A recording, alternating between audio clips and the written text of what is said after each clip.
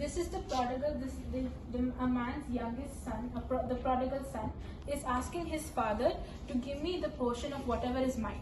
Give me my share of the inheritance, right? And the thing is, it might seem like, okay, it's not a good request, but it doesn't seem a very big request. I mean, it doesn't seem that bad. But according to Jewish culture at that time, a son receives that inheritance only after the father dies. Okay, so when this son is going and asking his father to give me the inheritance, it's his way of saying, you know, I don't want you. You are dead to me. I just want whatever you have. He wanted the gift and not the giver. We also are like the prodigal son. There's a lot of times where we want healing, we want blessing, we want peace and grace. But how many times do we, before we ask Jesus, how many times do we spend time with him? How much do we want him before we want the gift? Right? We are also like the prodigal son. We want the gift and not the gift giver. So then it says, so he divided to him his livelihood. So the father, he just divides. There is no fighting, there is no argument. He just accepts it and he divides. Okay, and the father walks away with he didn't argue, he didn't fight, he just gave it and he went. And now there's something interesting about the word livelihood. In the original Hebrew version, this word for livelihood, right, is bios, which also means life. Okay, so when he's giving his inheritance, his livelihood, he's giving him a part of his life. He's tearing his life apart for a child who's walking away from him. Does that sound familiar? It sounds like what happened on the cross. That is exactly what God the Father did for us. He tore a part of his life for our sins and for his children who walk away from him. This is every human heart. Like, you know, God, give me your blessings. God, give me love, success, money. But, you know, don't get involved. You stay there. I'll do what I want to do with it. But you don't get involved. Just give me whatever I ask for. There are times where he supplies, but we all, like, as we see later in the story, we always fall short and we always make mistakes later on. Not many days after, the youngest son gathered all together, journeyed to a far country, and there wasted his possessions with prodigal living. But when he had spent all, there arose a severe famine in that land, and he began to be in want. Then he went and joined himself to a citizen of that country, and he sent him into his fields to feed swine. And he would gladly have filled his stomach with the pods that the swine ate, and no one gave him anything. Okay, we'll continue the next part later. But so the son, he left, he went to a far country, it says, right? And there he squandered his living. Now, when we say far country, yes, he physically went to a far country, but it also talks about being distant to his father's heart. He was separated from his father's heart and he was distant. Same thing happens for us. Like, we may not physically move away from God because we can't. He's omnipresent. He's there everywhere. Our hearts can be separated from him. When we go to church, just because we're in church doesn't mean that our heart is connected to him.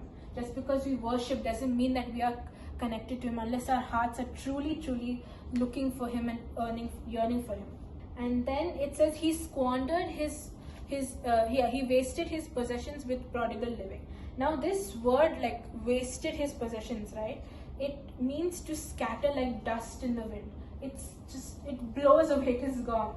And that is exactly what sin is. It promises control, but it leaves us scattered. It promises life, but it drains our soul. He spent everything and it was gone.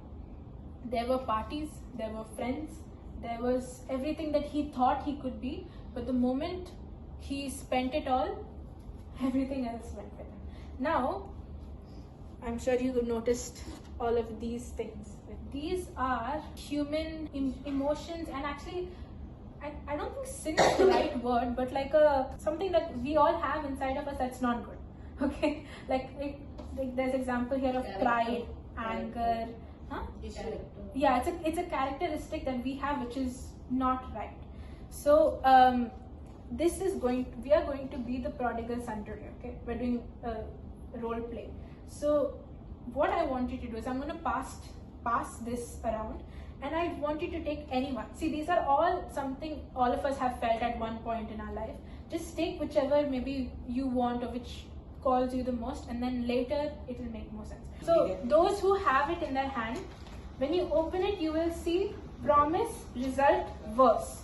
Okay, so what promise is, so I have in my hand self-guidance. So the promise of self-guidance is, if I follow my heart, I will be free. But the result of self-guidance is, but I have been led into more confusion. And the verse that speaks to self-guidance is, the heart is deceitful above all things. Okay, that's what it is. I'll give you something else later which will make more sense, but right now, keep it in your heart and think about it. Okay, so this in our hands right now is our inheritance. Like the world tells us, you can chase your dreams, live your best life right now, be your own truth. Like the world tells us a lot of things, but what it never shows you is the next day, the emptiness that you feel, the sacrifice that you have to pay for that few days or the few moments of enjoyment or of pleasure. Okay, now 15 and 16. So he went and he joined himself to a citizen of that country, and they sent him into the fields to feed the swine, and he would have gladly filled his stomach with the food that the pigs ate. Okay, now in Jewish culture, like, we have to remember, Jesus is telling this to the Jewish people. He's telling this story to the Jewish people.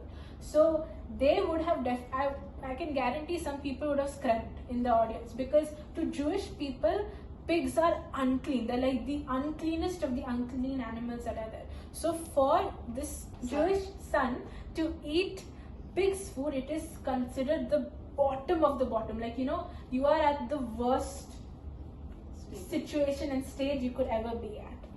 So he was literally living like a pig. Sin always takes us further than we want to go. It costs us more than we wanted to pay, and it keeps us longer than we want to stay. The boy, he didn't plan on ending up in that pig's field. It just went one step at a time. One thing led to another, and he ended up in the worst stage of his life.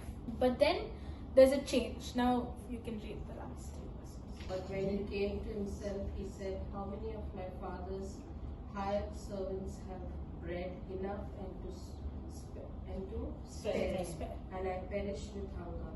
I will arise and go to my father, and will say to him, Father, I have sinned against heaven and before you, and I am no longer worthy to be called your son. Make me like one of your hired servants." Yeah. So it says, when he came to himself. Now, many times we find ourselves in the worst stage of our life, being at the ultimate bottom, and we ask God, why are you doing this? Why have you put me here? What is this? Like, we complain. But there are some times that God takes us to the depths of our sin and to the bottom of our life, so that we can come to our senses, and so that we can realize that we have a Father who will take us back, who we may not be worthy of it, but then He is our Father and He will take us back. So that's why when we end up in the worst of our worst situations, it's God's opportunity for it to be an eye-opener, for you to go back and run back to your Father. And he arose and came to his father. But when he was still a great way off, his father saw him and had compassion, and ran and fell on his neck and kissed him. So we'll just do this one verse, because here is the best part of the story, we can say. Now the son he's like, he made up his mind, I'll go to my father, I'll beg him to be a servant. I know at least servants get food, so I will at least be a servant in his house. I know he'll take me back. He rehearses it, he plans it, and he goes. It actually takes a lot of guts to go back to where you made a mistake, to go and say sorry, to say I was wrong. But he gathered all his courage and he went. And when he went, what happened? When he was very far off, His father saw him, had compassion, ran and fell on his neck and kissed him. First of all, Hebrew fathers are not supposed to run.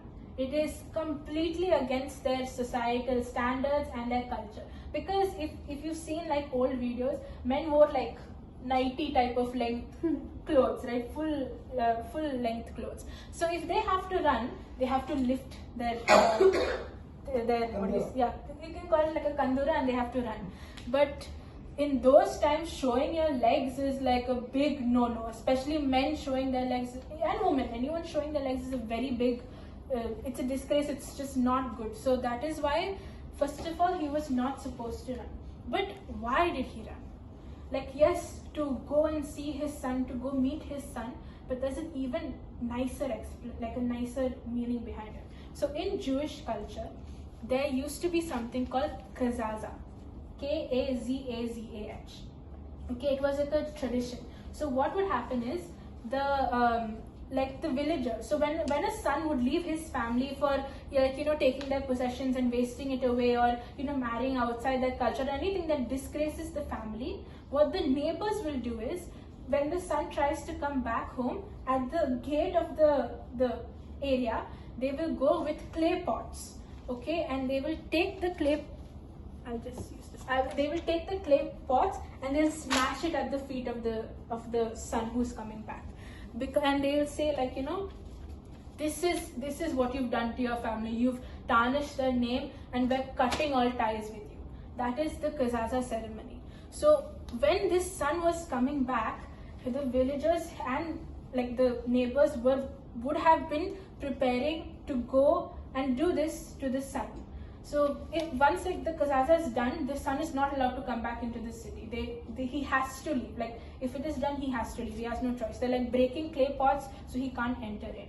But before the neighbors could do anything, the father ran, so that he intercepted them and he said, no, he's my son, let him come back. He's my son. It was an act of grace that he did towards his son. Another thing is, when he was still a great way off, his father saw him.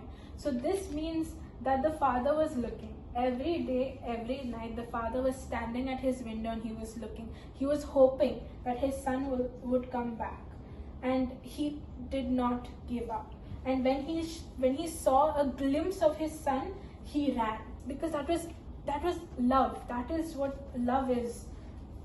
Despite whatever other people will say, despite what anyone else says, the father went first and he embraced him and he brought him back in. Before anyone else can speak shame, the father speaks compassion.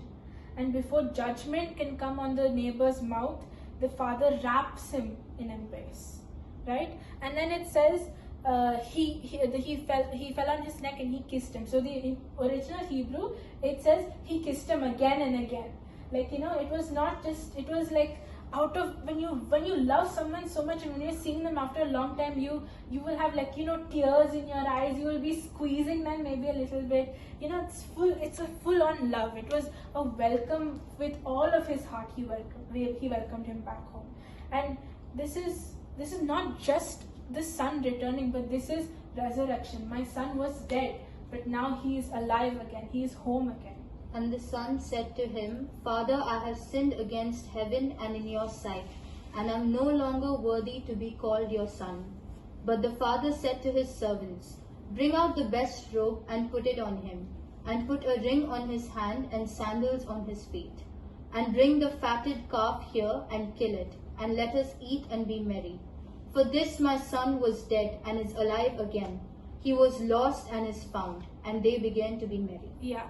So one thing, if you've realized here, is the son was supposed to ask his father to be a servant.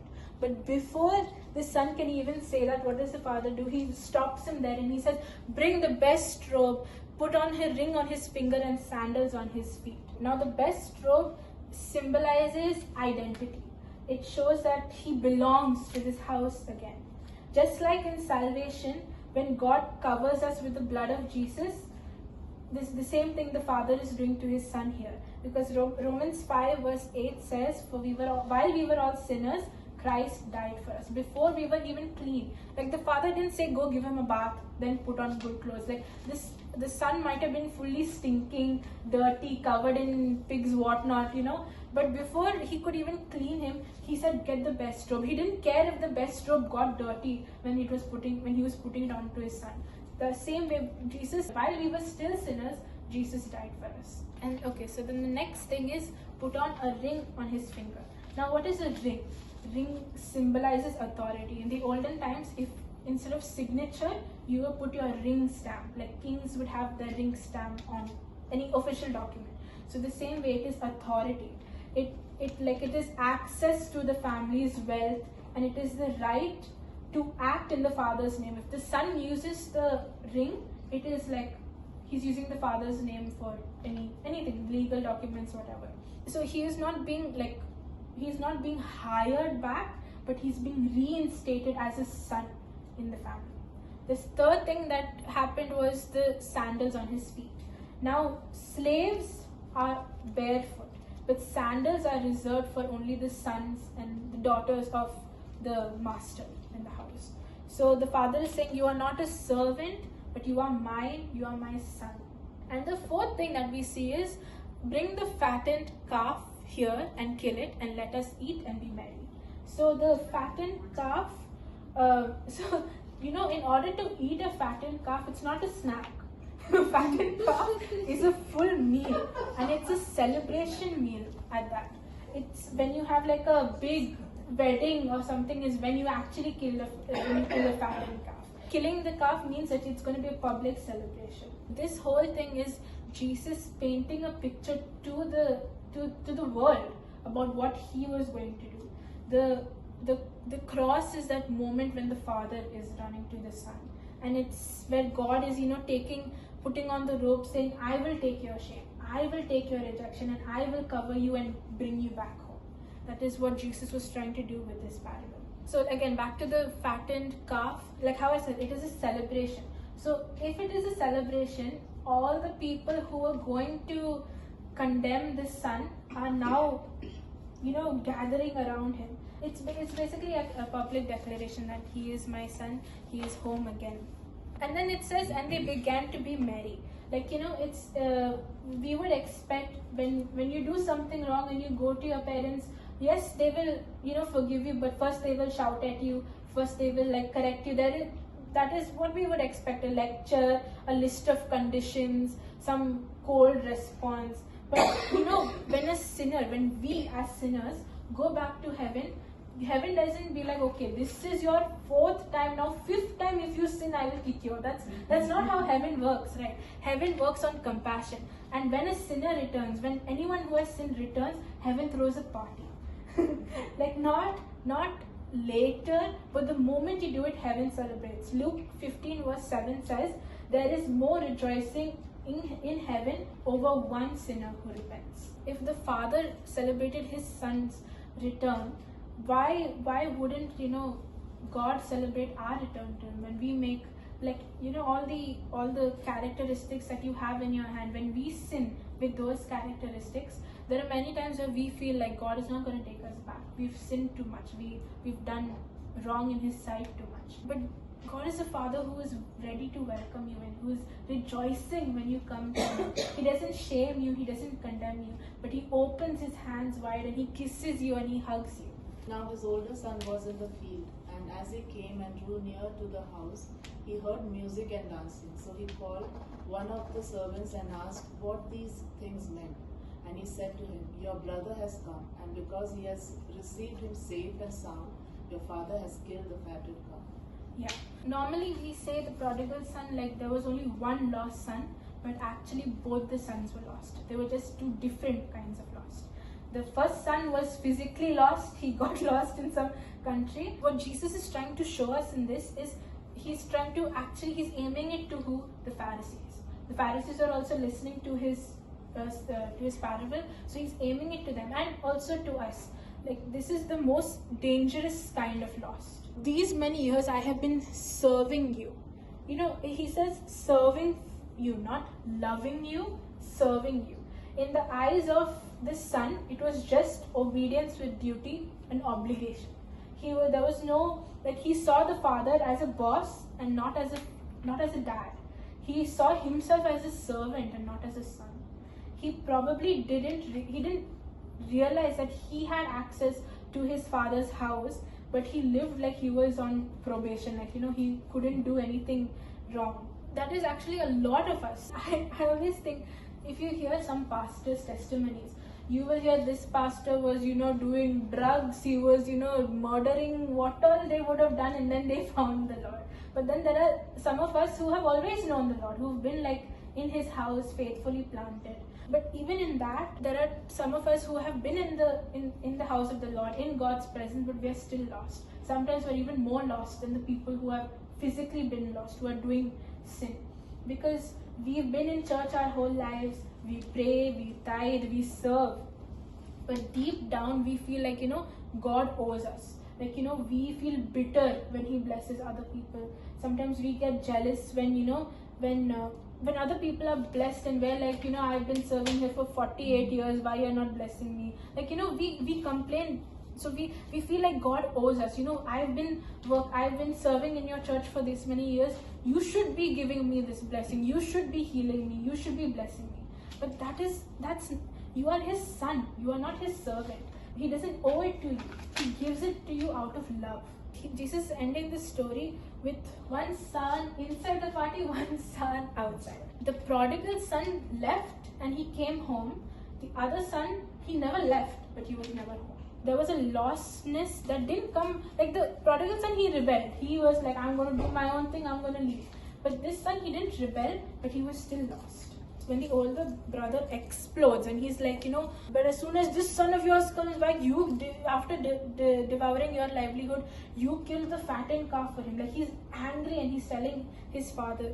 The father didn't get angry at him. He didn't say anything. He said, son, what does he say? You were always with me. He's saying you don't have to earn anything. You could have had joy all along. You could have come to me, celebrated with me, feasted with me, but instead you chose to stay away from me. You chose to push me away. This is Jesus speaking directly to the Pharisees. And because the Pharisees were very upset when Jesus was welcoming in the sinners. This was Jesus' way of not condemning them, but inviting them. He was saying, you can also join the party. Don't push yourself away. Don't be angry about other people enjoying what I have to give. And also, this is a very, this is what we call a cliffhanger story, because we don't know if the older son went in. We don't know what the older son said after this. But this is because Jesus is, he is turning this story unto us.